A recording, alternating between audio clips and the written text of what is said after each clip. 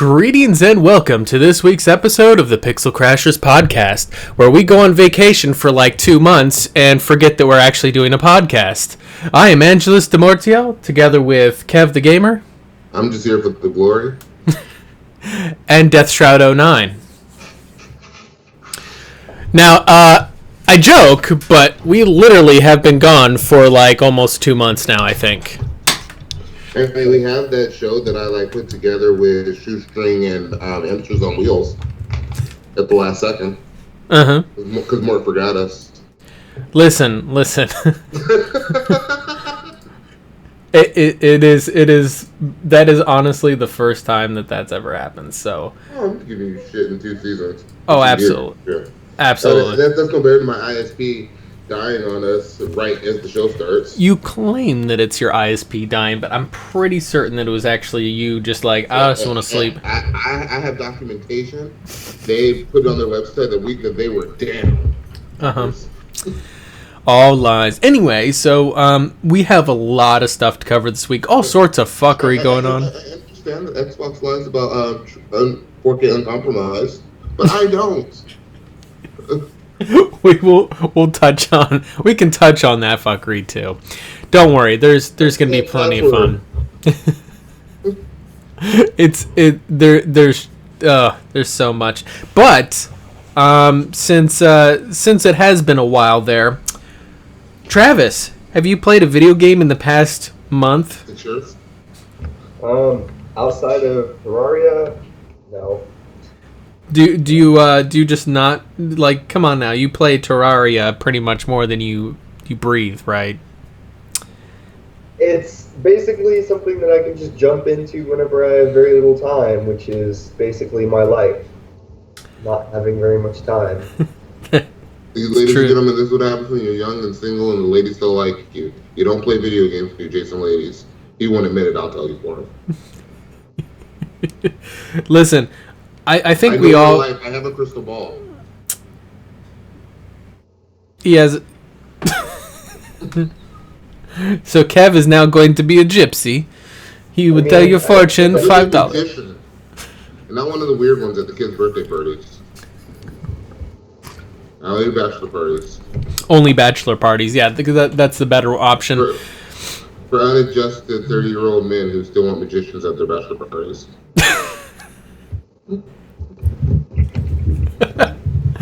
There's a serious question that needs to be asked there, of course. 30-year-old men that still want magicians at their birthday party. Kev, you've literally played every game that's come out in the past month, I assume, correct? No. Why not? Because I got things like a life. I've been seeing you though. You've been hopping around on various different games though. You played Pyre and. I'm still playing Pyre. I think I'm about maybe halfway through that. I've been playing Guns, Gore, and Cannoli. I beat that. Guns, Gore, and Cannoli is fun. It's just a side-scroll shooter. I don't know what else I've been playing. I tried Dead Cells. Dead Cells was fun.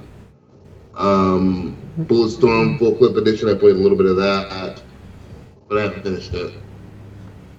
And of course Andromeda, I'm still playing Andromeda.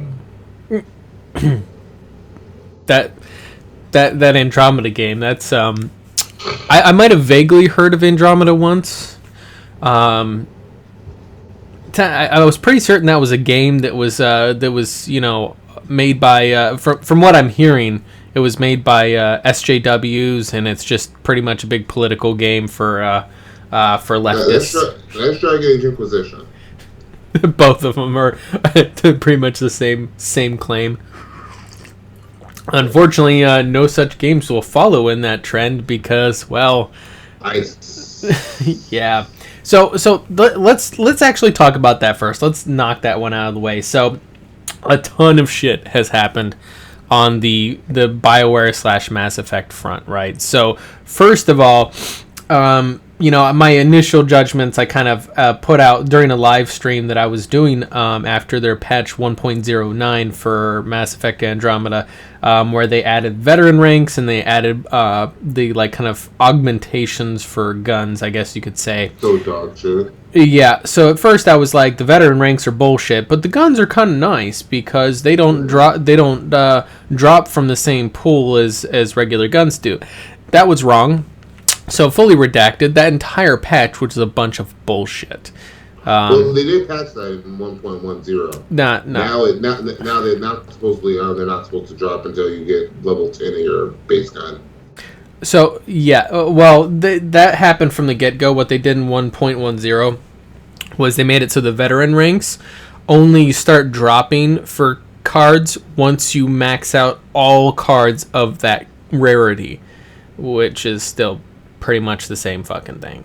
So what I want to put out there to you guys to kind of open up the discussion before I go on ranting about this, what are you guys' thoughts? Like, how do you guys feel? What do you guys feel is the fair balance between kind of extending progression and kind of making players have to play for longer versus trying to encourage microtransactions? Where do you feel like what's a game that you would say is a good example of a balance between those?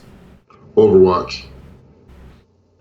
Think Overwatch is a good one. What about you, Travis? Do you know a free-to-play game that kind of respects your time, but still has enough incentive for people to potentially pay money towards microtransactions? I mean, not really. Like, I'm trying to think of in terms of what we're talking about. Like obviously the most significant free-to-play game that I've played was Dota, but I don't think it's really in the same vein of what we're talking about. Well, I mean, it's a free-to-play game, and that one has a completely different monetization model, though. Yeah, definitely. As in, it's completely free, and it's only cosmetic things. I mean, unless things have changed. To be fair, Overwatch is the same way, though.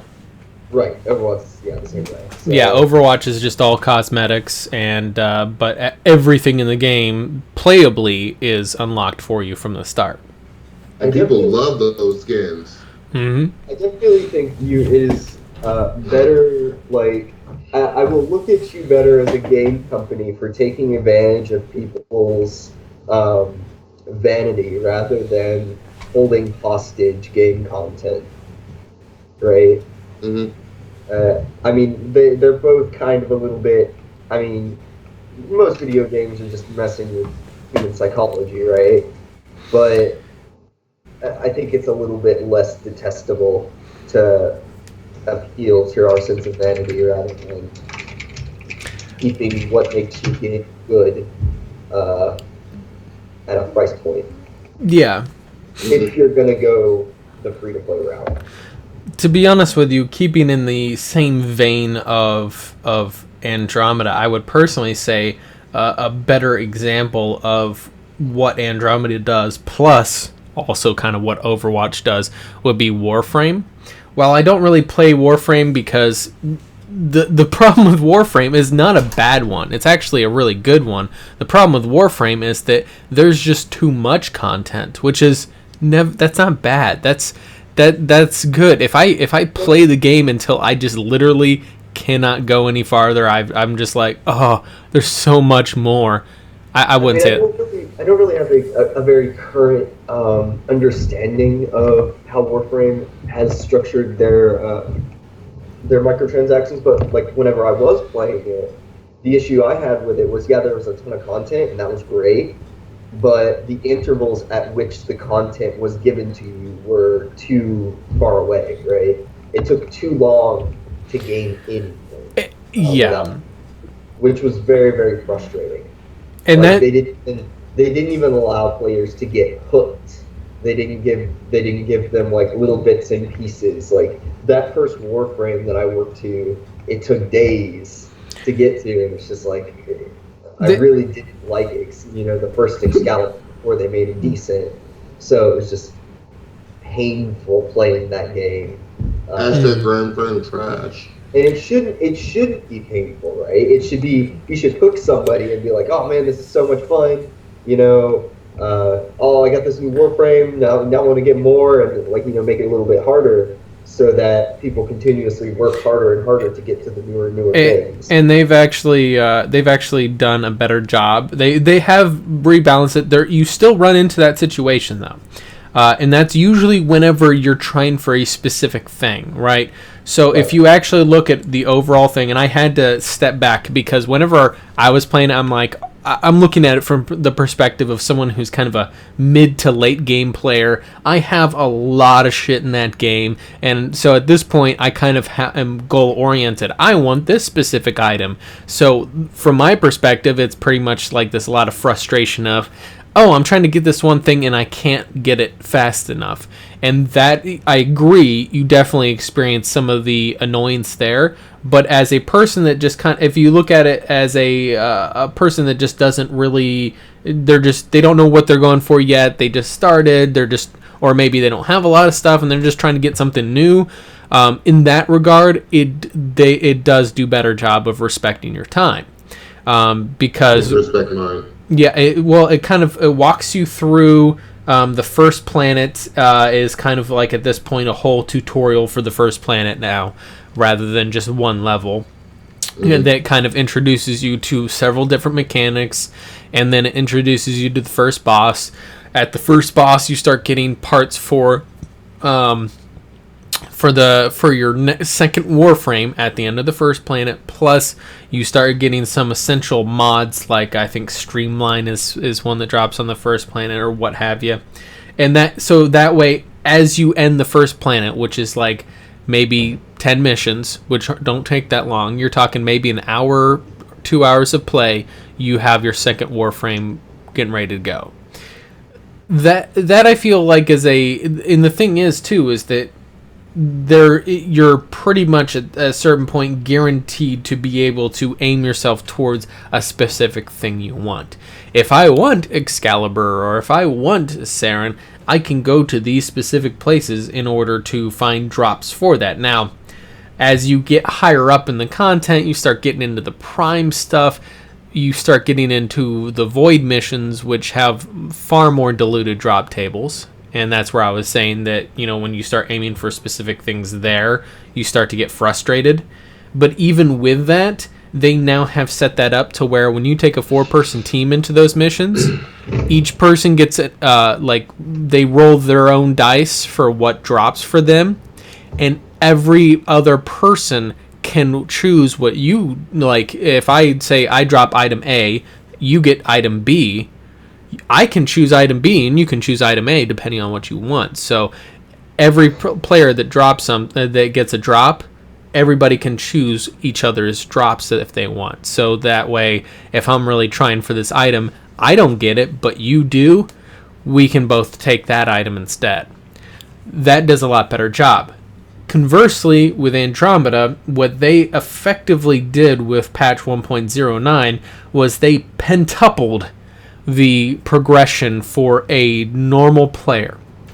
Had they added on the gun permutations and the veteran ranks onto the end, like I max everything out, I max all my guns out, I start getting those permutations. I max all my characters out, I start getting the veteran ranks. That, to me, would have respected my time more, because they're more end game content anyway. And that's kind of where I was like, it's not really respecting my time. To me, it just seems like BioWare is just pretty much trying to juice as much microtransactions as they can out of a game that's dying. Mm-hmm. And that's pretty unfortunate, because I feel the player base has gotten so bad now. I have trouble finding gold matches on a Saturday. Yeah. And it's frankly disappointing. And I don't know. The major problem that I have, though, that kind of I've noticed it's rearing its ugly head with this game, and this is probably really the heart of the problem on there. It's not even really the game that's the worst part. It's largely the player base. You go on Facebook pages, Reddit pages, you see a bunch of people that just pretty much blanket anybody whoever has anything negative to say about Andromeda. They're just haters. They don't have a valid opinion. They're just haters. Well, isn't that the internet in general, though? I mean, depends on your area. I think the internet is a great place for confirmation bias. Yes. You look at the fanboy channels, and it doesn't matter. I see it with PC guys, I see it with Xbox, Nintendo, PlayStation guys, whatever. You see it with a lot of the Call of Duty guys, Battlefield guys, Mass Effect people. We know there's a ton of fanboys of BioWare out there. Oh, yeah. Yeah, I didn't really, I used to think myself as a Mass Effect fanboy. I love Mass Effect. Basically, the last generation of consoles for me was Mass Effect. I played a couple things in between there. But who else beat Mass Effect 2, seriously, 17, 18, 19 times? I have. I basically played Mass Effect 2 for 2 years straight. But then when I see people that can't say ignore things like objective problems with Mass Effect Andromeda. People admitted to the animations and then said everything else is fine. No, this is the worst written BioWare game I've ever played. Yeah, period. It was very poorly written, and largely, let's be honest, that was largely due to the lack of a Drew Karpyshyn based foundation. Because even Mass Effect 3, Mass Effect 3 ending, which actually after the extended cut, I didn't have much of a problem with. Well, the thing is Mass Effect 3. I'll take one of those over Andromeda any day. Well, the thing is Mass Effect 3. Even if Drew Karpyshyn didn't write the game, right? He wasn't involved in the writing of it. He largely had the foundation built strongly for 2 games that it was pretty much and they, to be frankly honest, Mass Effect 3, start to finish, completely kind of screwed up what his supposed vision, that's rumors, supposed vision was for the ending of the trilogy. But even with that, even them supposedly screwing up his vision, it still turned out all right. Like I said, the major complaint people had was the last 15 minutes, and the extended cut largely kind of made that feel better. So overall, Mass Effect 3 was a pretty damn good game. I think so. I think Mass Effect 3 was a masterpiece, and I'm one of those people. The last 15 minutes are the worst part of the game. Yeah, and that's, to be fair, it's that is something that happens, and I think Travis tuned out because he's like, I haven't beat it yet. No, but Travis, have you actually beaten the Mass Effect trilogy yet? Yeah, okay. You're implying I've played 1 or 2 or Andromeda yet, which I haven't. No. You can probably skip Andromeda. At this point, I think I'm just gonna roll through 1, 2, and 3 and just kind of forget Andromeda ever happened. Yeah. Andromeda's not the worst game ever, so I don't want to. For me, it's still one of my favorite games that come out this year. One of my favorite games that I played this year. I still played Horizon Zero Dawn, and I hear it's amazing. I don't know. I've seen non-critical gameplay footage of it, and it just doesn't it doesn't really interest me all that much. The world is not. It doesn't pique my interest. It's not a great open world. It's one of those open world games that are open world for the sake of being open world. Yep. Dragon Age Inquisition had this problem too. And while I think Mass Effect is better suited for the open world, I don't think either game needed to be open world. Yeah, and that's unfortunately, and that's the influence of Skyrim. Yeah, people may blame EA for it. I don't know if it's EA or if it's BioWare coming up with ideas, and I don't think we'll ever know. I think it's BioWare. To be honest, when I'm going with this is that the whole trend hopping, right? So Anthem, let's be honest, Anthem is them hopping on the Destiny hype train. Even though the game may be significantly different from Destiny, it's still designed to compete. It's still designed to compete in that thing. It's like Paladins versus Overwatch. Yeah, the games are different. They're very different games, but they were designed to compete with each other. That's the whole thing, and that's perfectly fine. Competition's good. I just think that rather than doing something different and new, everybody's just one person comes up with a new idea and everybody just swarms to it and copies it, so that they can compete. And I'm like, why do we need to do that? Right. why can't everybody try to come up with their own unique ideas and rather than be judged on how well or they were versus the original, rather than being comparable to another game, they're their own thing. But so to make matters worse, BioWare has lost a bunch of their developers and producers over the course of the past couple of years. It's been very well publicized. Some of it's probably just a natural progression of people moving on, what have you, or people getting moved to different studios. A lot of that's probably natural. However, post-launch of Andromeda, I saw a couple of producers that were longtime BioWare producers left shortly before BioWare got BioWare nixed Montreal, or EA nixed Montreal. Essentially, what happened is so at first. Well, let's keep in mind too. Remember all the ones that left before Andromeda came out. Oh yeah. So that last year before Andromeda launched, you heard about BioWare developers leaving left and right. Well, there was a few like Chris Schlurf and Casey Hudson and a few of those guys. Obviously, high-profile folks did leave.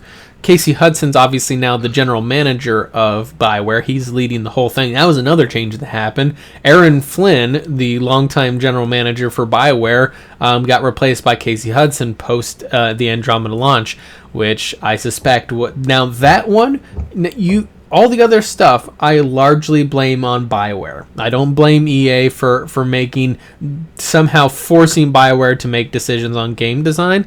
That's all BioWare. However, replacing the head guy of BioWare, that's an EA move. That is a straight EA corporate move there. And I suspect that it was because of Andromeda that Aaron Flynn kind of took the heat of the leadership of that project was completely screwed. And I suspect that bringing in Casey Hudson, because Casey Hudson had the track record of being the creative designer for the Mass Effect series up to 3, that somehow that was going to be better. Who knows? We'll see. But my question to you guys here, where I want to turn over to you guys, is that do you think that the lack of leadership changing to a now strong leadership under Jade Raymond in EA Motive will actually allow BioWare's talent to be better, like BioWare Montreal's talent to be better utilized? Or do you think this is just pretty much a death knell for BioWare as a whole? And we'll start with you, Travis. Are you awake? Wait, what? Good job, Travis. Good job. I don't really quite understand the question. That was a very wordy question. Let me try to slim it down here. Do you think that overall this will be a net positive? BioWare Montreal being absorbed into EA Motive, run by Jade Raymond. Do you think that's going to be an overall positive for everybody involved, or do you think this is going to essentially be the beginning of the end for BioWare? So BioWare Montreal, is that their... I'm still kind of fuzzy on all that's their C team. Edmonton is their main. Edmonton is the one that made all the good games. No. Edmonton is their A team. That's their main branch. That's their headquarters. Austin is the Star Wars: The Old Republic plus a few extra things.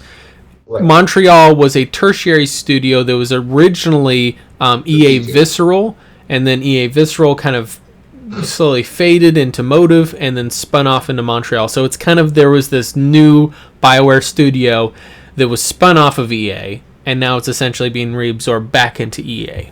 I mean, if it's only a tertiary studio, so honestly, is it really that big of a deal? I don't foresee it being the end of BioWare. I mean, BioWare still, in general, as a studio, is kind of struggling a little bit. We'll see how Anthem does and whatever other future content they put out, but BioWare Montreal has struggled for a while now, so it's both unsurprising and I don't really see too much of an issue with it. I suppose they probably have some talent still within the tertiary studio, but it's just whatever. I don't see it impacting my whole. Well, what do you? It'd be better if you don't have a studio associated with the main studio that is messing up, right? It's the cut off the limb before it kills the body kind of mentality. That makes sense. What do you think, Kev? I'm kind of on the same train as Travis. Kill the C team. We see what they did to Andromeda. We see what they did to Mass Effect 3. We see what they did to Inquisition. Cut them loose.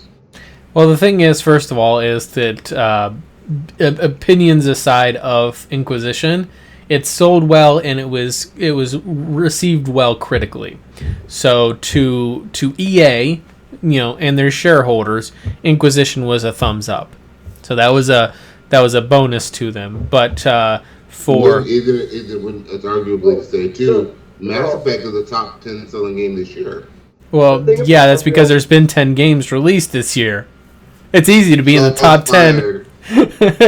The reason why I say I'm okay with it getting, merged into other EA, ventures is that I'm absolutely sure that BioWare Montreal has some really good talent, right? Mm-hmm. But it's been plagued with upper level issues, right? It's leadership, it's been like management issues and upper level staff. They've had a lot of problems. Yeah. However, looking at the games, you can definitely tell that they have people in BioWare Montreal that care about what they do and are very good at it. Yeah, and I can't remember offhand, but if the folks that I knew from Inquisition, like what was his name, Graham something or another, and I don't know why my brain's leaving me right now. In any case, he was one of their senior level designers, and that guy was damn good. And he would explain some of the stuff that he had done for Dragon Age Inquisition's multiplayer to try to help make it feel a little bit more fresh. He was essentially working with very little resources and trying to do what he could to try to freshen things up. And the guy seemed pretty damn talented and pretty competent. And I think he was Montreal as well, so he may be with Motive. And here's my question too. My next question is: do you guys think that that Jade Raymond, like, what have we actually heard of Jade Raymond? What is she actually capable of? Because when I looked up her kind of professional profile, her credentials, I can't see any real accolades in there, right? Right. She was part of Assassin's Creed. Yeah. Like, she was like one of the main people that helped start the series. She was an executive producer for Assassin's Creed. So she was essentially a fancy person helping manage the budget and keep everybody in line. I'm not sure that's a good thing. Like, is that... No. Assassin's Creed 1 and 2. In other words, before the games turned to shit. Yeah, exactly. The pirate one was great. It was a great pirate game. Yeah, Pirates Creed was great. Assassin's Creed 3, a.k.a. Cardboard Assassin, that was kind of meh. I don't know what Origins will be like. They've taken some time away to really kind of get back to their roots. We'll see if that's any good or not. It's Ubisoft. Take it for what it is. I mean, it's Ubisoft. We know what it is. Go here for content. Yeah. If you've played one Ubisoft game, you've probably played all of them. Yeah, there will be towers, there will be like lockboxes, and maybe some animals that you get to fight. I mean, let's be honest. There's a way to do it right. Shadow of Mordor had the towers, right? If I didn't know any better, I would have said that was a Ubisoft game. Because you had collectibles, you had towers that you had to do to unlock, to like make stuff viewable, whatever. Right, but you also have, like, you can the amazing combat system. You also have interesting mechanics to be able to flesh out the game. But Ubisoft likes to just make that the majority of the game. Like, you can't do that. It gets way boring, and it's I know it's easy to make, right? You can just make a bunch of towers and flesh out a huge map, and here's the game. Yep. But it doesn't work with Ubisoft. You gotta actually have some real innovation and some good ideas. Yeah. Right. It's like, what are you doing to make these worlds interesting? That's the problem that I have with most Ubisoft games. It's made me think, at first I'm thinking, like, I'm just bored of open world games. It's like, no, I'm just bored with uninteresting open world games. Yeah, What can be playing, for example, Fallout 4, I love the Commonwealth. I think the Commonwealth is a very interesting place, despite having to run around and save every little settlement. By the way, hey, Kev, a settlement needs your help. I know. A settlement needs your help. By the way, anybody who didn't want to shoot the Minuteman guy. Although the funny part was, I got to the point where I'd never wanted to go to the castle because I just heard, "This is the Minuteman radio. Nothing to report." Yes, okay, then just stop saying it. They do it. Yeah, they say it over and over again. To the point where you just change stations. Yeah. My problem with Fallout 4 though was mission structure. Yeah. Like, how many settlements do I have to go save? I thought other than that, it was actually a really good game. That, and I don't like, they took away a lot of the roleplay features, and I think they did that because of the voice protagonist. I think it really, really pigeonholed how they took away a lot of the roleplay functions because that's Bethesda. They've been casualizing their games for years now. It's nothing new. Like if you look at Fallout 3 to Fallout 4 is the only comparison we have for Fallout, but a better comparison you have is looking at the Elder Scrolls 2, which is Daggerfall. Many hardcore Elder Scrolls fan consider that to be, as far as from a roleplay perspective, the best Elder Scrolls game, right? It really, for its time, obviously now it looks like a fucking 90s RPG. Well, I think it is a 90s RPG. No, I mean, that's what I mean, is that it looks like a 90s RPG in every sense of the word. But it like the way that it didn't hold your hand, you had to like you had to keep a notepad next to your computer when you were playing that game to like note down, I talked to this guy and he said here, because it didn't hold your hand at all. It gave you no hints. I think you might have had an in-game journal, but it was just really not helpful. So you had to keep all this everything jotted down yourself. No Mac markers, no quest markers. Morrowind kept a lot of that intact with having a much fresher and better looking world. Obviously, that was, for its time, 2001, that was revolutionary. Yeah, actually, I've seen it with mods. It looks like a really nice PS3 game with mods. Yeah. Even now, it still looks dated if you mod the heck out of it visually. It looks dated, but it still looks pretty damn good for being dated. Yeah, I mean, but I would say that as a compliment. Like, if you look at the high-end PS3 game during what was essentially the original Xbox era, like from the generation beforehand, that's good. Yeah, exactly. But it's so the thing is, though, is that it still kept a lot of the complexity, and then you went to Oblivion, had a lot of the complexity removed, replaced that with a more tactile combat system that you could actually kind of feel. But there was still the world and everything. It didn't hold your hand for everything, right? Like, there was still a lot of stuff that you had to go off the beaten path and find yourself. No quest was going to tell you to go there, etc. Then you come to Skyrim. It holds your hand for everything. Any special thing that you could find on that map had a quest attached to it to point you to it. It was, and the combat system was better, but there was literally no complexity to it at all. And that's just the way, that's casualizing to the lowest common denominator. They want to catch the casual audience, not the RPG audience. So, and that's the same thing they did with Fallout. And that's business too when you think about it. It is. You want to make money. You want to make the most money possible. I get that. It just sucks that now we're at a point in video games where we're only catering, it feels like so often, to just the casual audience. So when you get somebody that wants, say, a hardcore game, or you have a niche game, like, I think Mass Effect's a very niche game. I always have. Yeah. Like, there is a core audience for Mass Effect, in particular, to get back to BioWare. And I think that with Andromeda, they completely shit on what that community wanted. Yep. I think they changed the game too much, like too many times. None of the three games play like one another.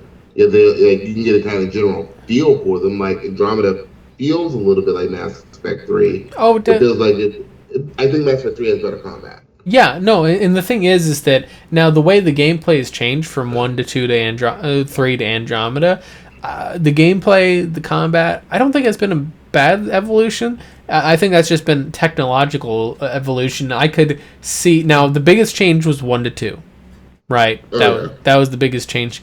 2 to 3 kind of felt like it was just improving upon, the previous. It was on 2. I agree with that. And 3 felt like it was keeping the spirit of 3 with Andromeda, but kind of trying to do its own thing. My problem with it is it was like you're placing all this effort on this rocket pack thing. Like literally, if you heard their pre-launch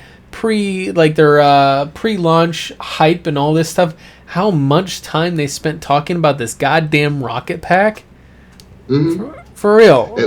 And I'm at the point with the rocket pack. Like Mass Effect was always a cover shooter, and they said, "Oh, well, we're doing it so you don't sit long behind cover." If people want to sit behind cover, let them sit behind cover. You could have also made the enemies more tactical. Yeah. So you have to switch cover and not necessarily use the jetpack. No reason everybody should have a jetpack. No reason everyone should be camping on top of rooftops in multiplayer. But it's become a norm in the game because of, in my opinion, bad design. Well, the thing is, to me, is that the way they kind of actually made a mortal mistake with the way they design combat, as I've noticed, because I've had a lot of time to really try to analyze and kind of figure out what's good, what's not good about it. So the major problem that I noticed was, and this is largely from hearing like complaints from like Joe and what have you, is that so you don't want it to be a cover thing. So you design a lot of enemies that run and flush you out of cover. Right? Mm-hmm. So many enemies that shoot through cover or that rush and pull you out of cover and that sort of thing. Okay, that's cool. Except for the fact that dodging doesn't work because so many of the damn enemies have perfect aim and never miss. Mm-hmm. Like, if you look at Warframe, and I bring it back to here even though I know you guys aren't necessarily the biggest fans of it, but the enemies there, obviously, that game is designed to be exactly not a cover shooter. It is not a cover shooter at all. And there, you have to rely on dodging and maneuverability, and occasionally shield abilities or what have you, but most of it's dodging and maneuverability. And guess what? The enemies don't have perfect aim, which makes dodging actually worth it. Mm-hmm. You want to give me this mobility of the rocket pack and force me out of cover. Make it so that dodging is actually viable, because right now it's not. I try to dodge so many times in that game, especially playing on platinum, and you just get shredded in an instant. It's to the point where on platinum you need to be behind cover. Yeah, because they want to constantly flesh you out of cover. Yeah, that's my problem is that it has an identity crisis. It's trying to still keep some mechanics of being a cover shooter, but then keep mechanics of being a high mobility dodger shooter like Warframe. And it's like, no, you have to go one direction or the other. You can't do both. That's not the way it works. And now that I think about it, that actually is a great way to put it. When you look at the game as a whole, going back to the single player, I've been talking about how it tries to be too much like Skyrim with the open world. Yeah. Or the combat, it feels like Mass Effect 3, but then they tried to improve it. I think they did improve the gunplay, but they screwed up the cover mechanic, in my opinion. By making it not a cover shooter anymore. And then you look at it like, oh well, we're trying to give you some exploration. And Nomad's great, but if you're going to give us worlds that we can explore, make those worlds interesting, and they haven't done that. Yeah, so it's largely an identity crisis is what it is. Right. You having to run around safe settlements a la Fallout 4. Yep. It's like, at what point does this game get to be its own kind of thing? The squad mates, I felt like, weren't all that interesting, in my opinion. They like none of them felt like they had any reason. That my major problem was, so Mass Effect 1, which is what everybody all the fanboys try to compare it to, like, oh, it's like Mass Effect 1, rather than comparing it to any of the other single games by themselves, like Mass Effect 3. The only game that it might hold up against is Mass Effect 1. Yeah, well, no. Like, the only reason people say they really love Mass Effect 1 is because of the story. Honestly, no, here's the thing, is that the reason why it doesn't even hold up to Mass Effect 1, you look at all the companions. Each one of the companions that you had on the ship had a reason that you felt like they should be there. Like, for example, you go pick up Liara. She's an expert on Prothean technology. You got affected by this Prothean beacon thing, so she has a reason to be... Fascinated. Yeah, she's fascinated. She's also helping you interpret things and so on. When you go pick up... Garrus, for example. Garrus is a CSEC officer, and I'm trying to remember why he was tired of the bullshit that CSEC was doing, and he wanted you because you could act outside of that. It was a means to an end for him. Rex, I think, what wasn't it that you kicked Rex's ass or something like that, and he just respected you and followed you or something like that. He was a mercenary at that point in time. And well, Rex wanted something to fight for more than credits. Oh, that's what it was, yeah. And then Tali was on her grand voyage, or whatever. I can't remember what the hell it was called. Huh? The pilgrimage, yeah. She was on her pilgrimage from her people, and she's supposed to find something of value to bring back to her people. And oh, hey, here's somebody who is finding Prothean technology. What's fucking better than that?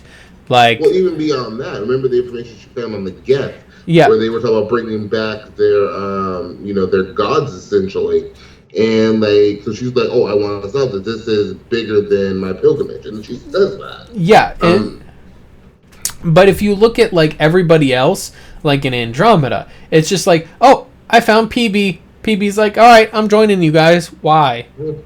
Why? Just cause I know remnant tech. Oh, so you're pretty much Liara. Okay. Drac, it's like you find him. Oh, I'm a big badass Krogan. Why are you joining me? Oh, cause I'm really old. What? And then you find now Joel actually made sense because he's like your liaison to the Angarans. Okay, that one makes sense. But PB, Drac, freaking Vetra. Their reasoning for joining you felt so fucking weak compared to Mass Effect 1's crew. Yeah, I really think that the Cora made sense because she was Alec Ryder's. Well, she made sense. Yeah, the pre-joined crew that were already there, part of that mission, they made sense because they were already there. It's kind of like Ashley and Kaiden. Yeah. I don't think Liam made much sense because Liam just said, "Oh well, I'm just tired. I'm just a retired cop, and I had nothing else to do." Yeah. Well, the thing is, I'm a 25-year-old retired cop. No. The thing is that like his backstory was weak as fuck. Yeah, like you said, he's a 25-year-old retired cop. The fuck is that? What cop retires at 25? Oh, because I didn't like the rules. Motherfucker, then don't become a cop. Cops are about enforcing rules. Well, I mean, aside from shooting black people. Okay, that's not true. It does happen, not 100% true. I'm making jokes about pop culture here. But no, like you become a cop because you want to enforce the law. You want to do what's right. You want to bring justice and help people and whatnot.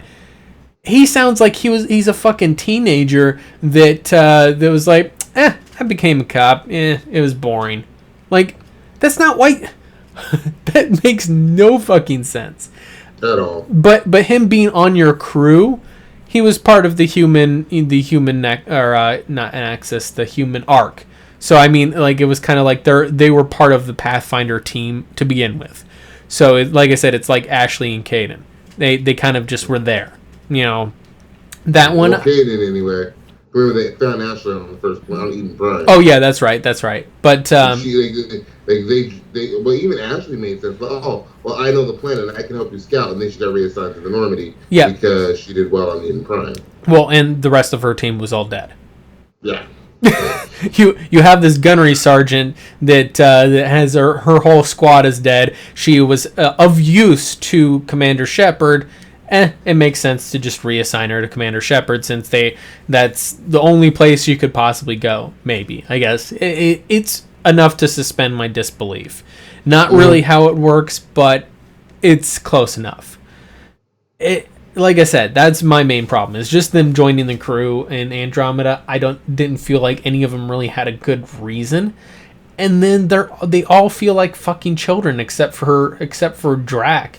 Like Cora and PB and Liam, they all felt like fucking children. Like I felt like a babysitter, not a fucking like. It's like PB is the angsty one that hides away in her own thing and tinkers with stuff. Liam is the like carefree. He's the I don't give a fuck, like the guy that's probably into some serious drugs. Whatever. Like he doesn't care. He's probably a drug dealer. That's my assumption on there. He kind of fits. It's because he's black, isn't it? No. Because I'm pretty certain if you would look at demographics, I think there's probably more white and Hispanic drug dealers than there are black. I'm just saying. If you think about it.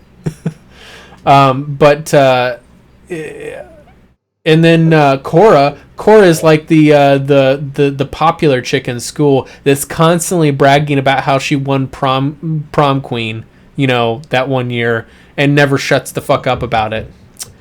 Now at 34. Huh? That 34 never shuts up about being prom queen. I actually want to watch a TV show that's like, I want to watch Mass Effect High School Years. Yes, and the thing is it will play out just like Andromeda does.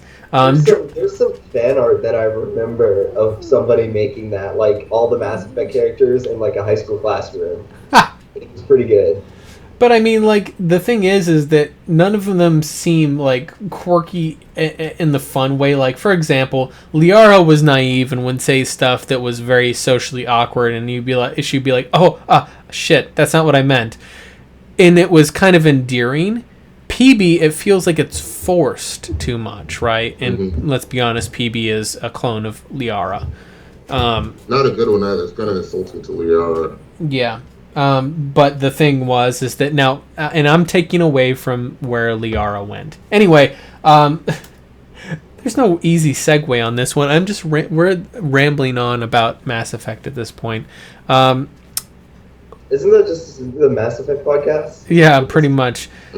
Except the Mass Effect podcasts out there are run typically by fanboys. Yeah. That try to make excuses and make up false or believable sounding falsehoods to justify why BioWare is still okay. It's like, no, their business, they goofed.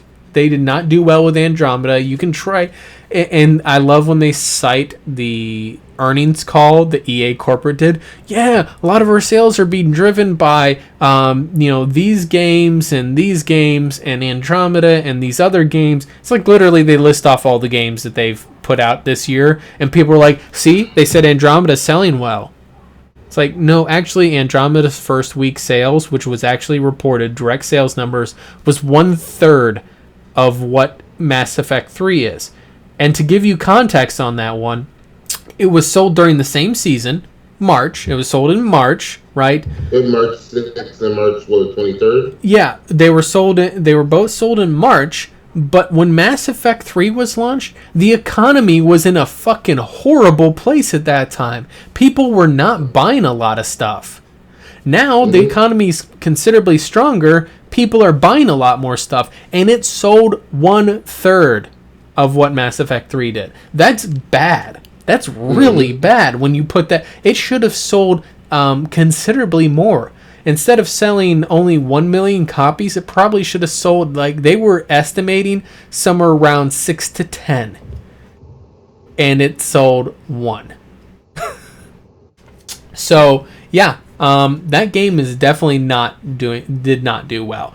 And that's fine. BioWare would then go back to the drawing board, release their next game, and hope that does better. They can't dwell on it.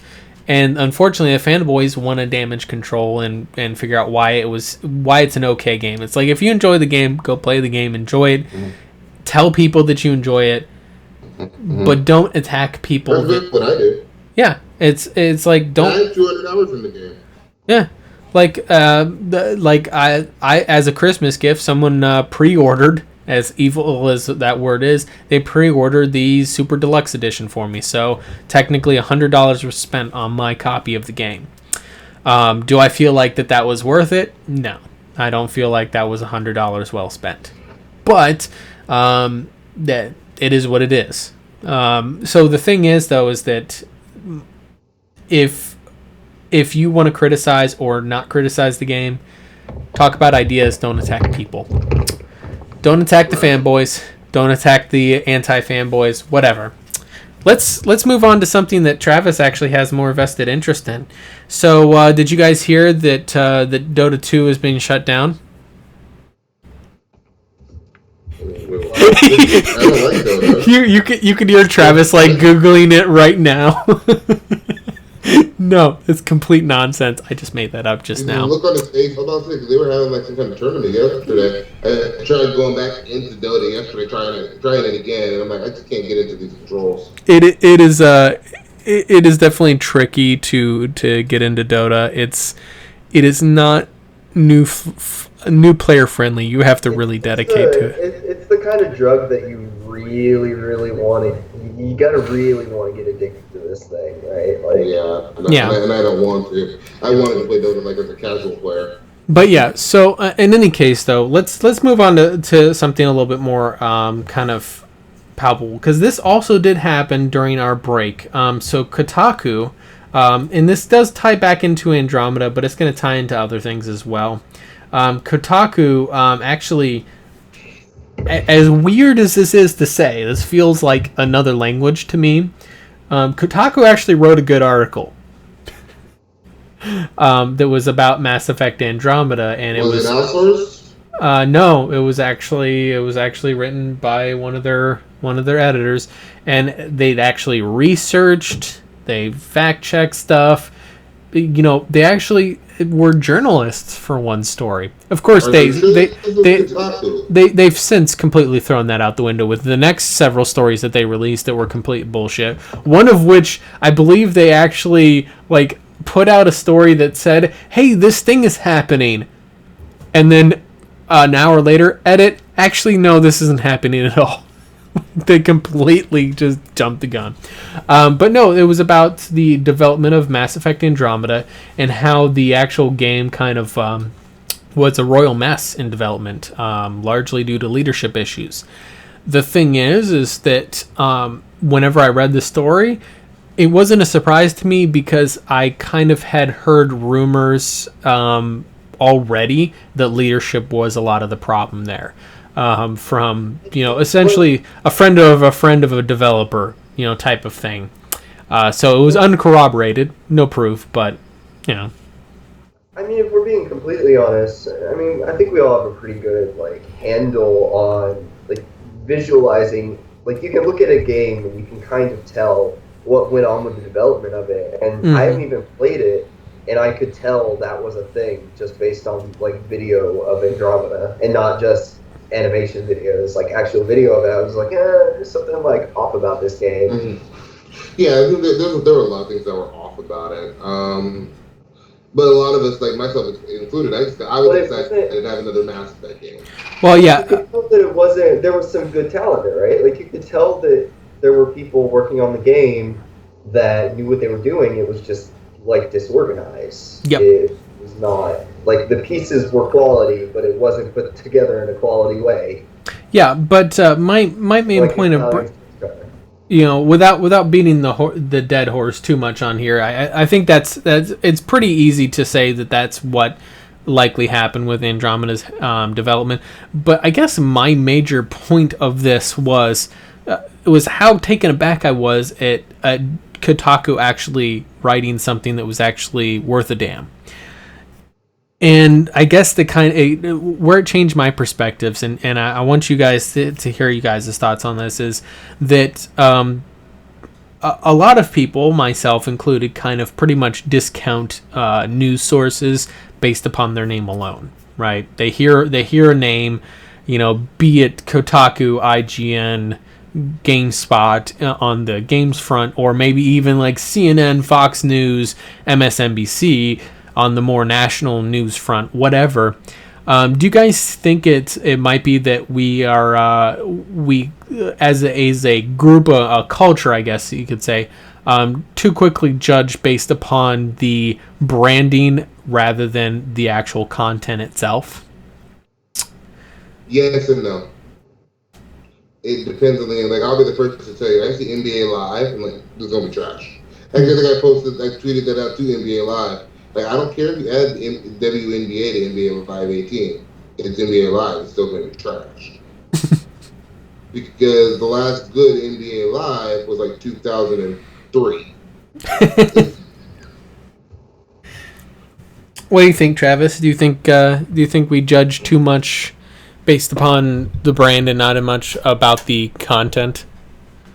I mean, the thing about branding is that, like, your brand is based on the cumulative worth of your works, right? Yeah. Like, you can put out some good content, but I'm not gonna discount the years of bullshit that you put out beforehand.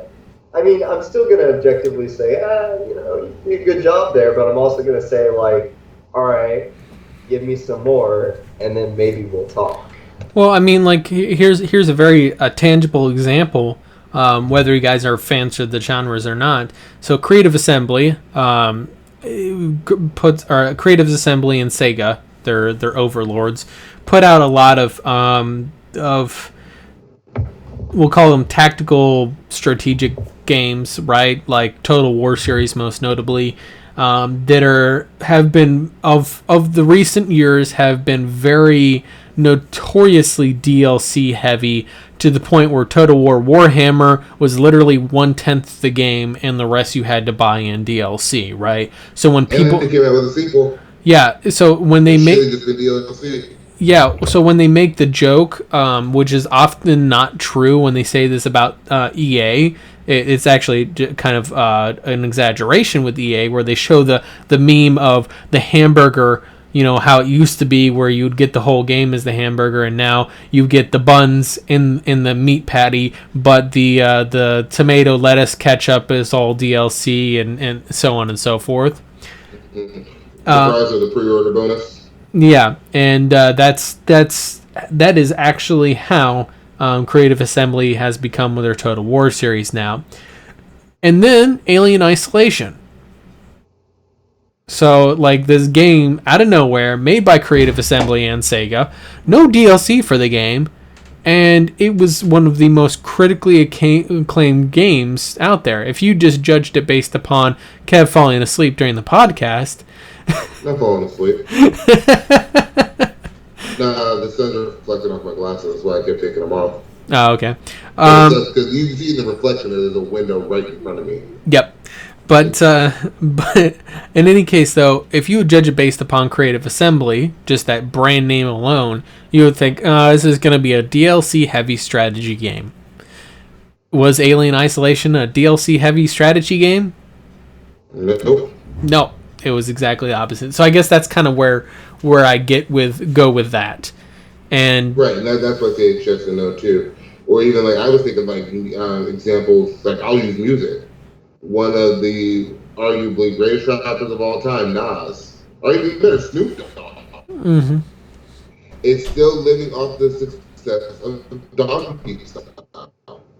He has like 2 or 3 really, really good albums. Mm-hmm. But he still gets most of his notoriety, most of his success, because he's just cool and people like him. And Doggy Style, his original album from 1994. Actually, yeah, that sounds about right. And there's a lot of those guys. Let's be honest. Now to be fair, a lot of Nas too. Nas is still living off Illmatic. Mm-hmm. Well, I mean, if you look at like like some of the best selling ones from, like, for example, like, so now at this point, Ice Cube has become an actor, but he was a lot of the same way for a long time. It's living off of one album. The difference is Ice Cube actually put out a few really critically well-acclaimed albums. Yeah. He lived a lot of it, but even he was mostly the NWA, the original NWA album. Yeah. He just destroyed everything in his path. Yeah. He put a couple good solo albums, but nothing to the extent of what he did with NWA. Well, yeah, I mean, when you had NWA, that Eazy-E, and I think out of that, well, you had Dr. Dre, Eazy-E. Snoop Dogg came later, didn't he? He wasn't originally. He was not in NWA. Yeah. When Dr. Dre went and started off Death Row. Yeah, that's right. Snoop Dogg was started. Yeah, NWA was Dr. Dre, Yella, MC Ren. Eazy-E was in NWA. Eazy-E and Ice Cube. Yeah, that was fine. Yeah. But no, like, that's the thing is that you have a lot of times where branding is important for a business, right? Because branding obviously is, like, when you had NWA, like, or whatever, Creative Assembly or whatever, when you create that brand, you kind of create your image in the way people see you. And I think that has become such a big deal for businesses, and they put so much effort into it that it has become now the standard, like, to tell people to judge everything by its cover. Mm-hmm. I take it back to how much effort businesses have put into crafting their brand image. Is that it is so critical. And my thought is, do you guys think that will ever change, or is it literally that society will largely remain kind of that superficial judge everything by its cover? It's going to get worse. Yeah, it's going to get a lot worse. We're in a position in society where there's so many brands, so much stimulation. There's simply too much information coming in to be able to do anything but. If you were to go and research and look beyond the cover of every single company, every single brand, you wouldn't have time for anything else. Right. Actually, go ahead, Travis. I'll answer your point later. Yeah, it's only going to get worse, right? As more time goes on, there's more brands, there's more information. You can't keep up. Brands are there for a reason, and there's so much work is put into them for a reason. It's not that people don't want to look deeper into things; it's that they can't. Yeah. Right. There's so much information, so much stuff, and I actually was going to touch on this when we were talking about fanboys. I think this is why the fanboys are kind of happens. It's literally like, I'm looking at somebody who this generation, I'll use going back to gaming, and I have the Xbox One, I have a PS4, and I still have my PC. I could legitimately be happy just playing one of those, because there's so many games out there. I don't have time to play all of them anyway. Yep. Like, that's one of the reasons why when I let my Xbox go, I wasn't too disappointed by it. Like, yeah, okay, I'll lose it on Halo 5. But I have so many games coming out on my PS4 and my PC that it really isn't a big deal. I'm going to stay busy. And you can even use the PS4 since it has significantly less games than my PC. There's still enough games on the PS4 library to keep me busy. Same is true with the Xbox. Same will be true with the Switch. The Switch is just still too new. But there's so many games out there that people tend to now stick to just a couple and they'll follow those games. As opposed to people where back in the day, I remember people used to play a bit of everything because there just weren't a lot of games. So you think it's kind of due to, it sounds like the judgment there is that due to kind of, I guess, information exhaustion, if you will, it's caused society in general to kind of become more shallow. A lot more passive. They don't have the time to necessarily take everything in. Yeah. It's like look at like even YouTube channels. I feel like the most successful YouTube channels are the ones that talk about one thing and one thing only. Yeah. Well, it's not just that. There's more that goes into it that's directly pertinent to here. Let's play channels, right? How many Let's Play channels are out there? Millions. there are millions of Let's Play channels, and 99% of them are complete garbage.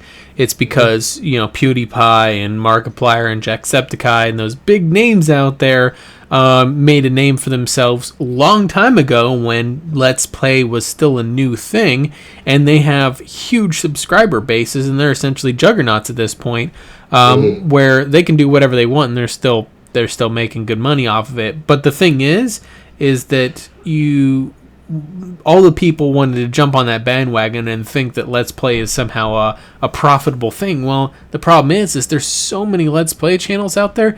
Even if you are in that 1% of good Let's Play channels, people are well, it's not just that. People are so exhausted with Let's Play channels that even if you are good at it, they don't want to watch you anymore. All of the Let's Play guys have moved on to other content largely. It's like you look at PewDiePie. He doesn't really do Let's Plays anymore. And the thing is that he's still making money. He's learned that people are just tired of Let's Plays. They're too exhausting. You're never going to get anywhere doing it. And it's same thing. That information exhaustion. So, do you think that also kind of turns into a vicious cycle and feeds back into journalism? That because people never looked really deep into anything, journalism realizes that they don't have to do it either? Because people, I think this happened. People discovered this decades ago. The news is your source of information. So if I can control the news that you get, then I can control perception. This is why, for example, the Xbox is considered, still a shit brand. The Xbox One is incredible for what it is as a console. Not comparing it to PCs, I think that's obviously a losing battle. But as a console, the Xbox One is incredible. If you're only looking for a console, but the media, which I'm not going to say media bias, but if you ask most people who haven't played one, they're like, oh yeah, the Xbox One is terrible. It only does 720p. It only does this, it only does that, it only does that, when a lot of the stuff isn't true. But they have this perception of it based on what they've heard from the media. Mm-hmm. And do you think that's the same thing there, Travis? Say that again? Do you think largely the same thing that news outlets have kind of realized that they no longer have to really dig deep because no one else will? I think I go back to my previous point, and I was literally thinking about this. But I go back to my previous point. It's like a two-pronged issue, right? People don't have the time and don't really have the motivation because they don't have the time to really dig deep into things. So that not only is it, good for news outlets and that they don't have to put in as much effort, but putting in more effort is bad for them, right? Because people just won't take the time. Right, exactly. Financially sound on two parts. Well, to just put in a lot of effort. And I think titles and you win. Well, the thing is I think you are right, but I will just as a general point out the error in that thinking. Like I said, you're right. That's how people see it. Unfortunately, the reality of the situation is that if journalism actually put effort and dug deep into things in order to provide people at least a fair and informed opinion on something, then you would in general, people would be more informed and they wouldn't have to spend more time into it. But journalism doesn't want to do that either because it's all about their bottom line. They want to get news out fast and they don't want to spend a lot of time getting that news. So they get a lot of it from Twitter. Let's be honest. That's where they get most of their news from. Mm-hmm. What were you saying about Batman Arkham Knight though, Kev? Oh, I was going back to the media perception too. Mm-hmm. Of course, with the PC port, where the PC port is mostly largely fixed.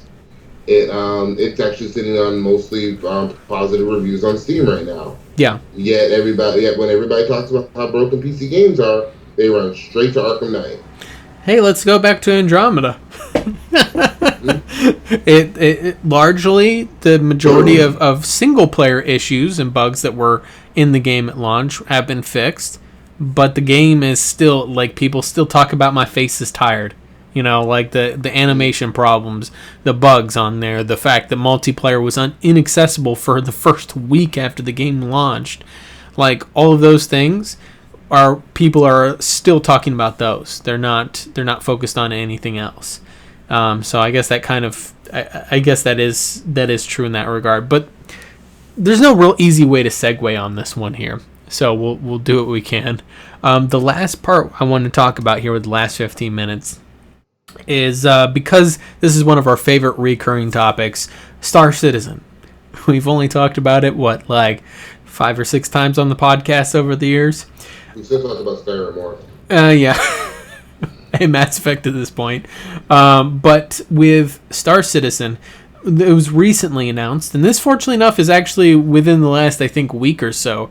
They recently announced that they're delaying a rather significant update to their alpha, the 3.0 version of the alpha. And I saw the game. They're supposed to go to 3.0. Yeah, it was supposed to be 3.0, and it was supposed to be like, there was something they demoed. I saw the demo video of Alpha 3.0 a long time ago, and it looked so massive, so amazing, like the stuff they were showing. And then, so essentially, they delayed it, and they essentially said the reason why they delayed it is because the amount of the size that the project turned into was larger than they initially anticipated. So I'll start. What happens if you don't pre-plan? Yeah, I'll start this off. What are you guys' thoughts on yet again another Star Citizen thing? Kind of. Why is your alpha in 3.0? Yeah. What alpha do you know that goes to 3.0? I have never seen an alpha anything. Technically, it might be 0.3. That technically would probably be your versioning number because it's not yet. If it's an alpha, it's not yet a 1.0 release, right? So I probably said it wrong. It's probably alpha 0.3, but the point is it's the third revision to the alpha. Mm-hmm. Like, at what point are you going to just say, okay, this is what we got, fine-tune the game and put it out? Because from what I understand, Star Citizen, outside of some performance issues in its current state, isn't bad. It's like, it seems like it's suitable for release from what I'm hearing. Just release the fucking game. It's like DayZ. DayZ has the same problem. DayZ, like, there's no reason a game should be early access for 4 years. Mm-hmm. Done. You have other games, better games that have been made and released in less time. Yeah. You mean tell me you can't get your indie game done in 4 years? To be fair, that is very true. What do you think, Travis? I don't know. It's difficult because, like, I like everybody who is supporting Star Citizen have this, like, dream of these massively expansive, very complex games, and that stuff takes time. But I wish we had Jeremy here because he's actually a big proponent of Star Citizen, or a streamer friend of mine, Anchor654. They're both. Being practical about it is also important, right? Like, you get a lot of people with a lot of money sunk into this thing, $130 million, I think, at this point. So, like, that dream is still there, but sometimes you gotta, like, realize maybe it's best just to, like, get something substantial out and work from there, right? That money at this point is just profit. They're using it just to sustain their business. So I here's. I really think there's a way to do it, and Star Citizen's not going about it the right way, right? There's a way that you could develop such a game that you spend a bunch of time, set down a good framework, right? You put out enough content initially to keep people interested and have it be fun, and then you flesh it out from there. But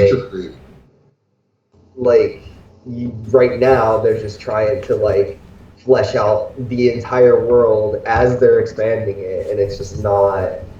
It's never ending, right? Like, you could do that forever. You could never release that game. Yeah. So continuously add more. So as from a software development standpoint, and me having experience with a lot of projects like that, here's the thing, is that expanding the scope of your project in mid-project is 90% of the time going to lead to disaster. You never want to expand your scope in mid-development. And it does happen, and it never goes well. That I've experienced, it never has gone well when you have to expand scope. Usually, the smart thing to do, good leadership in a software development project, is if the scope starts expanding, that sounds like that you need to break off the project into two projects. So, if it was originally I was developing this program to do this function, and these extra features were determined to be necessary, that sounds like those need to be spun off into a plugin, which would be a separate project that we can do separately. And that's the thing, and I hate to bring it back to Warframe because I don't even really play Warframe at this much anymore, but there is a lot to applaud them for, and one of the things that they do well is their leadership. Their leadership is actually damn good there, and this is where I think Cloud Imperium Games has absolute garbage leadership, is because, like Travis said, they keep expanding their project in mid-development. They keep having to delay things because their scope is getting larger. What Warframe has done consistently over the course of their lifespan is they first of all, they got a game out, they released the game, bam, there it is, right? They still claim it's in beta, but let's be honest, the game is fully out. I really think Warframe is a perfect example of that kind of thing. Now, Warframe itself is kind of a little bit more focused in terms of what, in regards to what something like Star Citizen is. Like Star Citizen, that type of very, very large scope game would need a lot more framework than Warframe needed. But I think the Warframe devs have done a very good job of expanding on the fly.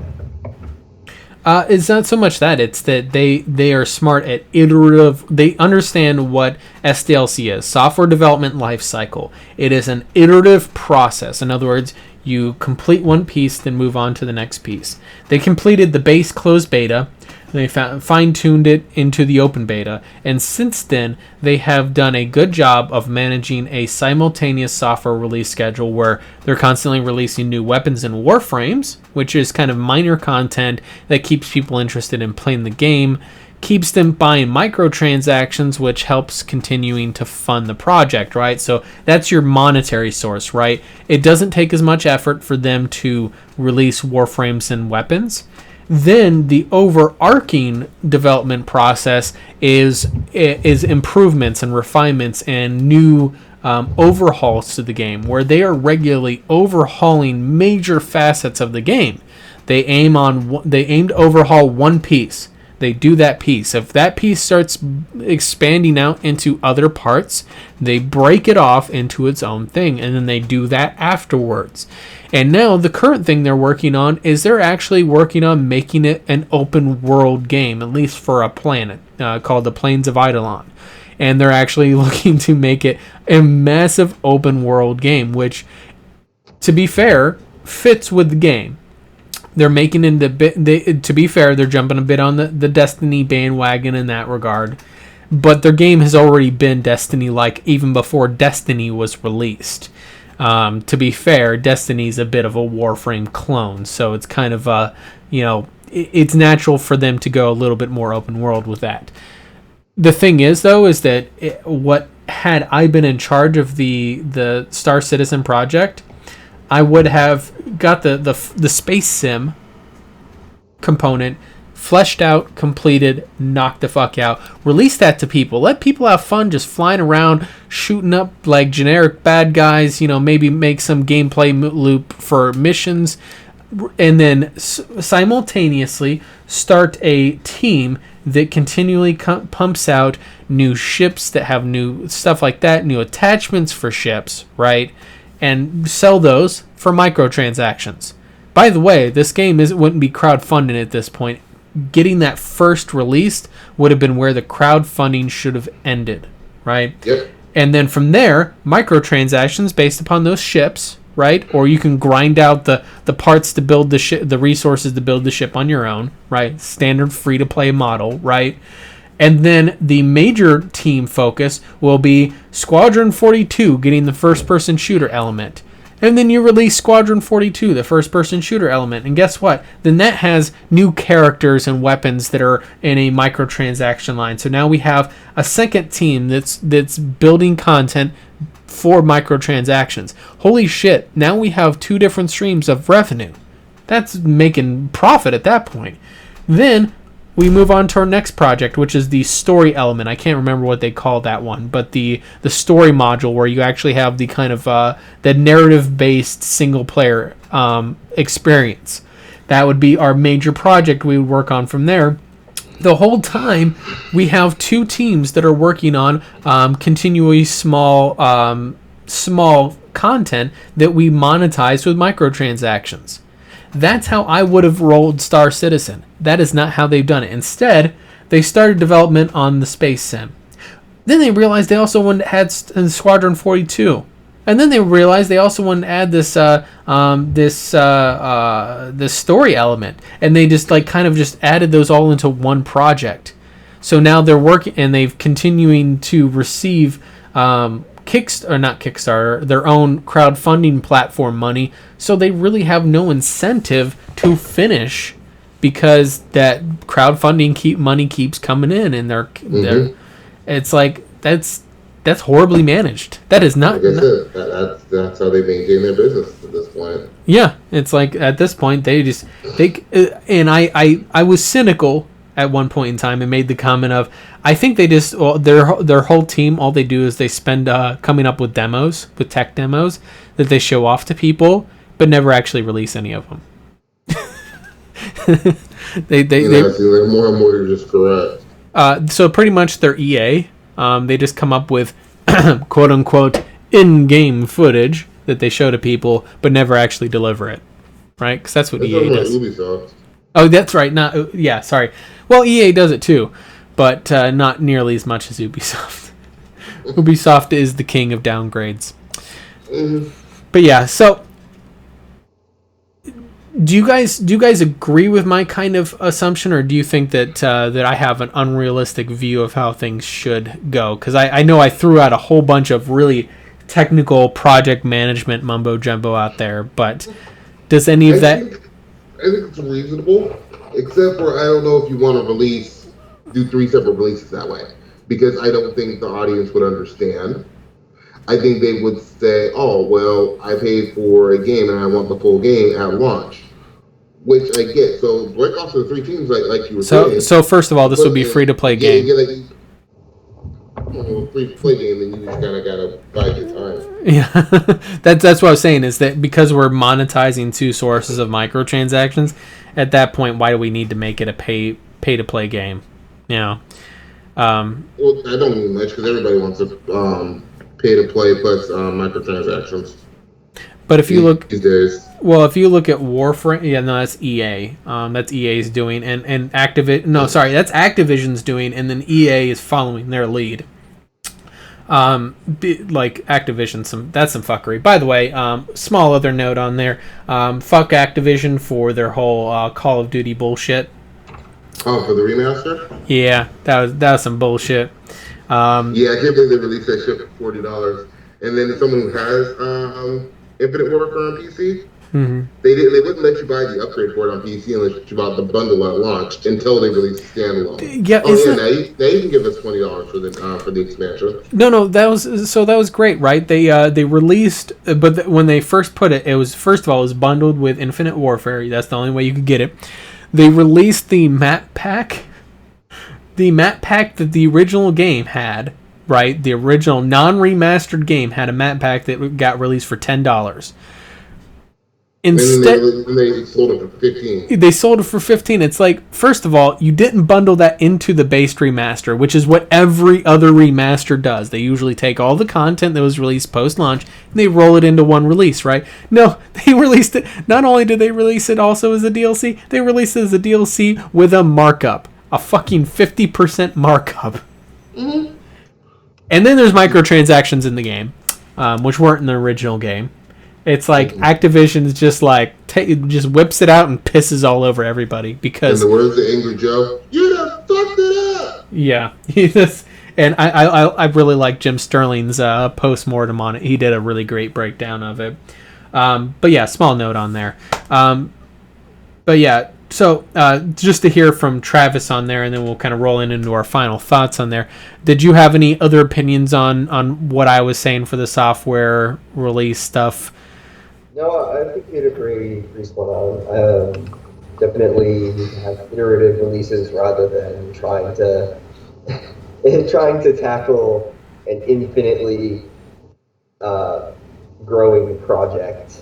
Yeah, it's called future creep. Because it's simply impossible. Yeah, I definitely agree with that one. I mean, at some point they could nail down their scope, but they seem to not ever learn that, and so we keep hearing delays because they keep not managing projects well. They're probably in this like developer cycle. Like honestly, I'm not even sure if the Star Citizen developers are really like. I don't think. I'm not even 100% sure if they're stupid or if they are or is it really smart. Like, bad people, right? Like I've known, it's a very easy thought process to get stuck into when you're creative, right? It would definitely be easy to get yourself stuck in that cycle of, oh, I want to increase my scope. This is awesome. Let's do it. And then realize, oh, wait, this means we have to delay. And then you think of something else and you're like, oh, I can increase my scope. This would be awesome. And you're like, oh, I got to delay. And it just happens over and over and over and over again. They basically what it sounds like they really need is that they first of all just need to finish the space sim part, put everything else on hold, all the other content put on hold, finish the space sim, release that into a beta, then go on to their other content, at least, and yeah, I don't know. Will they is the question? Nope. No, there's no financial incentive for them. They've already made $130 million off of the game without ever releasing it, so I mean, what real incentive do they have to continue? To be fair, like when you're looking at the budget of that game, $130 million budget with no marketing really. I've seen maybe a few web ads, maybe some email ads that are really low cost. When you look at it that way, like this amount they spent in the marketing, that is up there. Like, there's only been one other game, I think, that has spent at that much into development, and that's Star Wars The Old Republic, and that's after 10 fucking years of the game being out. The original development of Star Wars The Old Republic was not nearly that big. It was, I don't know, maybe $50 million at release, but they spent so much time adding new stuff to it that now the development budget's crested 200. So anyway, final thoughts, Kev. Glorious. I don't know. Yeah, games. I'm just ready for Brooktober. I'm ready for these games to come out. I'm ready for developers to stop doing fuckery. Ready for Intel to get their act together because they're doing some bullshit over at Intel that we didn't get into. Yeah. And AMD and their bullshit with Vega that we didn't get into. Yeah. Oh, and hashtag password. Those of you that saw the debate, it was hilarious. What was that? Did you miss the debate? It was on Famey and T's channel. Dealer Gaming and Oh No, It's Alex. They were debating PC versus Xbox. It didn't go too well for Dealer. He said that he was trying to explain why PCs are inconvenience and use the excuse of passwords. Seriously? That was one of his points. Every one of his points was, well, people don't want to do that. Or people, the average people can't do that. Average people are intimidated by this. There's no proof. It's just common sense. Alex is giving him stats and metrics and benchmarks. And he's saying, oh, well, you made that up. Like, what? It's a benchmark video. Like, I have several of them that say the same thing. You just made that up. That's generally the general fanboy, console fanboy versus PC argument is you just made all of this up. Opinions versus stats. Yeah, they cover their ears and they screech, like the autistic screeching, as pretty much that's how that argument goes. They don't want to debate me. I've met several people with autism, and I have never heard autistic screeching. Not even sure No. The thing is that it's actually not autistic screeching. That's the thing, is that they've misconstrued mental health disorders or mental health disabilities. It's not autistic screeching. It's actually MRDD screeching that they're referring to. A person who is mentally disabled, not autistic, right? Mm-hmm. When you like say take away something, like oftentimes MR people have items that they attach themselves to, and if you take that away from them, they will actually screech and fly into a rage. You know.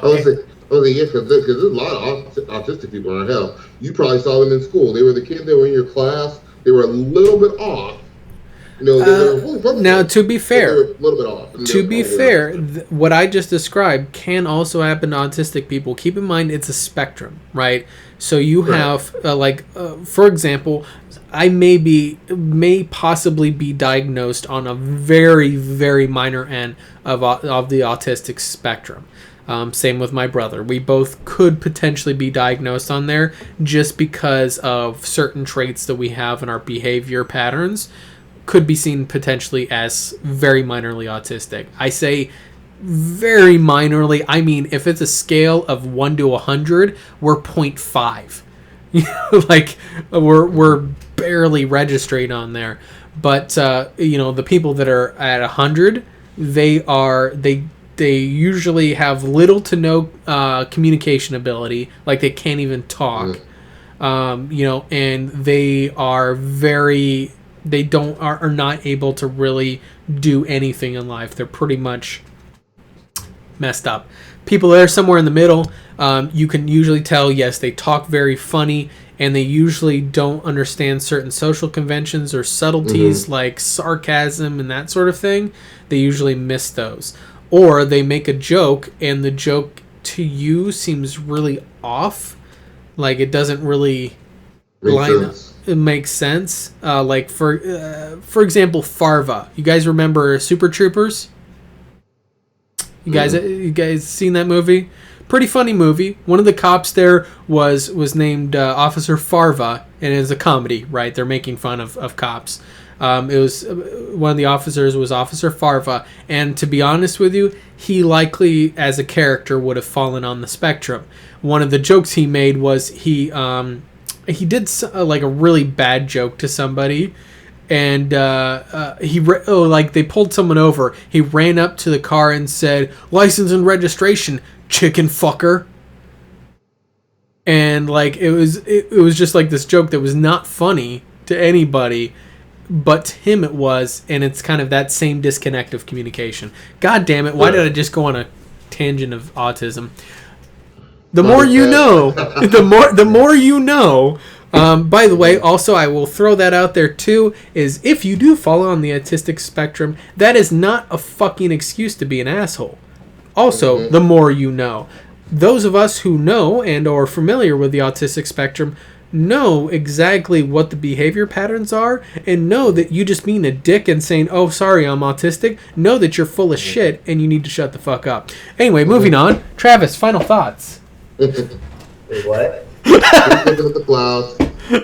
Travis, final thoughts. I know you're looking at the map of Florida, figuring out how you can escape, but it's not going to happen. I don't know. You're up. They got that border locked down. Yeah. With the wall. They started building that wall. They built a wall. The wall, it looks like water. Yeah, you guys didn't hear Georgia and Alabama got tired of us Floridians, and they're just like, no, you can stay. Now the question is, did they cut off the panhandle? Because to be honest with you, let's be honest, the panhandle is pretty much Georgia and Alabama anyway. They're not really part of Florida. I mean, Tallahassee's kind of in the panhandle. No, it very much is. That's right. Nobody wants Tallahassee. So, they might have to throw the baby out with bathwater. Well, like I said, the north, in that panhandle, they're a lot more southern than the southern part of Florida is. Sometimes sacrifices must be made. So now apparently we're just... This is why we're losing out on Mass Effect, because sacrifices had to be made. Or no, this is why we're losing Montreal. So that's Travis's final thoughts, is that Tallahassee needs to be sacrificed for the greater good. Well, you gotta protect that wall, because summer is already here. Can we just give a big fuck you to Mother Nature this summer? I'm done with it. I was done with it weeks ago. Well, to be fair, Florida, you guys are used to the ridiculous, between 110 degree, 100% humidity summers and getting hit repeatedly by hurricanes. You guys are kind of used to that. Pacific Northwest, it's pretty mild weather all year round. I didn't want to get monsoons in September. Old grandma, but I finally broke down and bought a sunshade for my car, so I didn't die every time I sat in it. Yeah, it's a pretty awesome Rick and Morty sunshade, though. So I had to have one of those in when I was in Boise. I had to have tinted windows, and I had to have a windshield sunshade, because otherwise you get in the damn car and holy shit was it fucking cooking.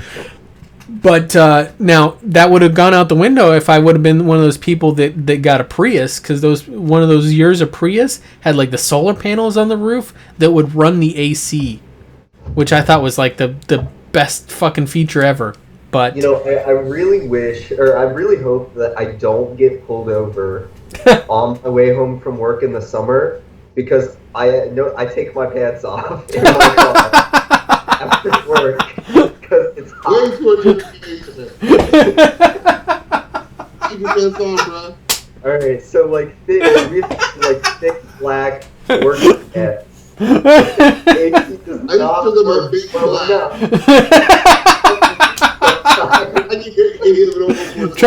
Travis is trying to say that he's black from the waist down, if you know what I'm saying, ladies.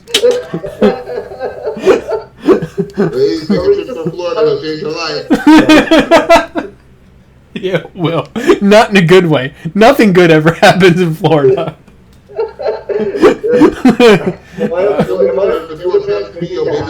I'm pretty certain that's what Florida's national motto is. Nothing good ever happens here. It's kind of like the Antwerp version of the United States. Nothing good ever happens in Antwerp. Man gets pulled over not wearing pants. Yeah. Anyway, I don't know if Kev had his final. Yeah, Kev had his final thoughts. Yeah, there were some topics we didn't cover. Mostly it revolves around Intel's fuckery, because we obviously didn't have a chance because we missed some of the things to talk about. Intel's KB Lake X and their what was it? KB Lake and Skylake X, I think. Processors, that whole fuckery. Intel doesn't know what the fuck they're doing anymore. Intel has them panicking. I'm not even shitting you. Intel is like that. They got scared and they just ran into a wall. AMD has Intel scared? Yeah, that's what I mean. Well, who did I say? Intel scared. Oh, yeah. No, AMD has Intel running scared, and Intel's panicking. They're rushing. They don't know what the fuck's going on. They're not thinking straight, right? So they're just doing all kinds of crazy shit. And then AMD, of course, them lying about their benchmarks and stuff, which is pretty much per the usual. And not like everybody else doesn't do it, but people try to claim that Intel somehow, not Intel, that AMD is somehow an altruistic company and does things for the good of the consumer. They don't. Mm. They're just as bad. AMD send their reviewers out overclock variants of the graphics cards too? Already overclock better performance numbers? One time they did that. That was before. The Vega, of course, is pretty much a rebranded Fury. I don't think for the 400 series. Maybe. But no, they with the new Vega cards, they sent those out and they found out, oh yeah, these are pretty much just overclocked Furies, which is not a bad thing. The Fury was a great graphics card. But they obviously failed to really disclose that. They disclosed it as some kind of major overhaul. It's not. And then I don't know, to me it's suspicious as fuck Did you guys see the review kits for the new Threadripper CPUs that they sent out to reviewers like Linus Tech Tips and Tech and so on and so forth? They sent these guys this really high-end fucking combat case with their names engraved on it, like their company name engraved on the case. They sent them a fucking paperweight with a Threadripper chip kind of molded into the resin with their name engraved on it. And then they sent them 2 Threadripper CPUs for testing. It's like, that sounds like something that somebody would do at the Academy Awards. Like, in case anybody's curious what I mean by that, Google for your consideration campaigns. You'll get what I'm saying there. It seems like they're trying to pamper these reviewers a little bit, hoping that it might give them a better view of the chip. I'm just saying, and to be fair, it's going to be competitive with Intel's offerings for the most part. It's not going to be that much better. Anyway, I have a wait-and-see attitude. We'll see. Yeah, well, we'll see. But anyway, final other thoughts on there. For those of you guys watching on Twitch or whatever, I know this, like, you're looking at this like, why the fuck hasn't Mortiel been on? First of all, it's been over 100 degrees in my office the past week. And large of that, like, there's no way I'm streaming when it's that hot in here. I would literally die. Do I need to mail you a window unit? Well, yes. The problem is that you're 2 weeks a year? I only have one normal window in the house, and that's in the rabbit tree. The rest of the windows in the house are all casement windows that open sideways. You can actually get standing models that have a pipe that runs out the window. Portable units, yes, we have one of those, and it's utter crap. Window units they're far superior, and we will be getting a casement window unit soon. Window unit in sideways, all right?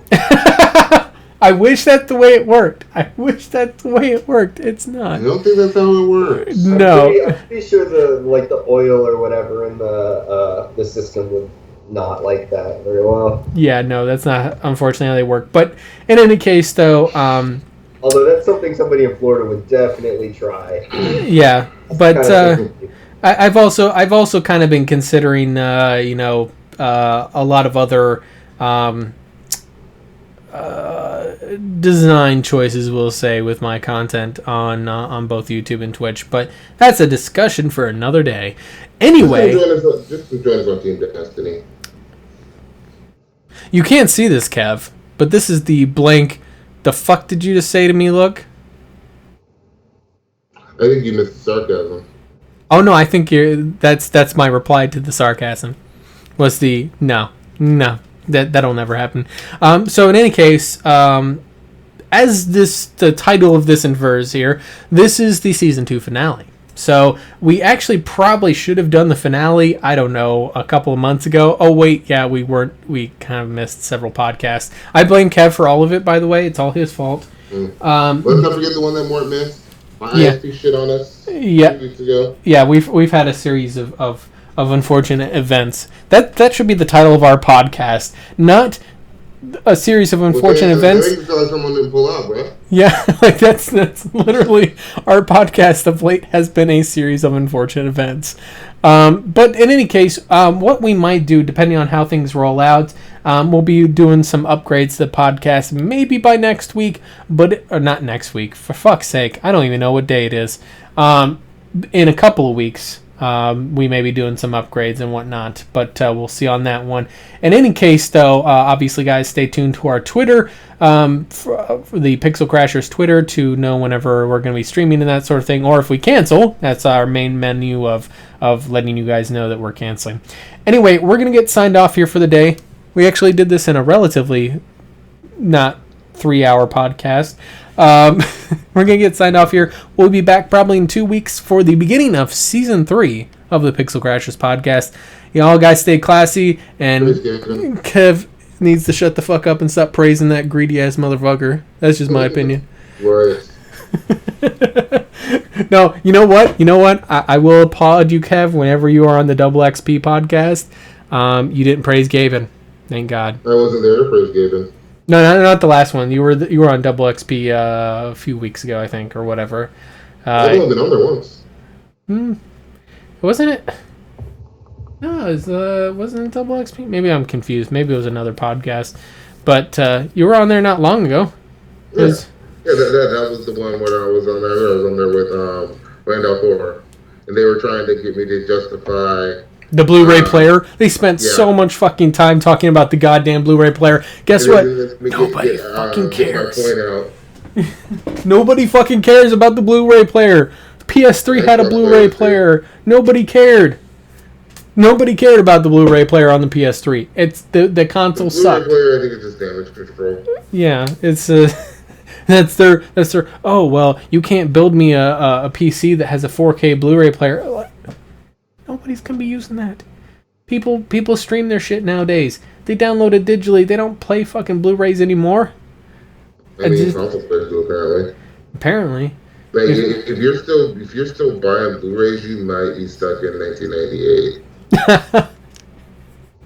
Just like I don't know. To me, we're still alive? Yeah, we're still live. We're talking bullshit. We're talking bullshit on them. This is the behind the scenes chat that nobody's supposed to be listening to. You all should have signed off by now. Stop fucking listening to us to talk shit about other people.